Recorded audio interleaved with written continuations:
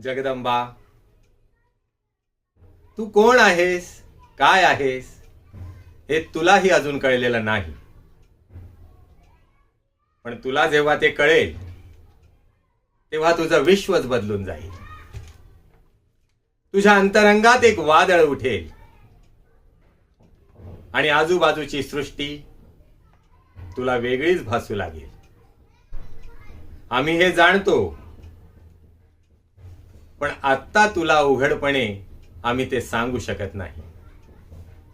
ते सांगण्याची आम्हाला अनुमती नाही. पण योग्य वेळ आल्यावर तुला ते कारण आणि तुझ्या जन्माचं प्रयोजनही कळेल. तोपर्यंत हे निरागसपण, तुझं हे कोवळं वय, तुला लाभलेलं आपुलकीचं कवच सगळं मनसोक्त अनुभवून घे. सुखी रहा, अशीच आनंदी उत्साही रहा. आपली भेट लवकरच वेगळ्या स्वरूपात आणि वेगळ्या निमित्तानं होणार आहे, हे लक्षात ठेव.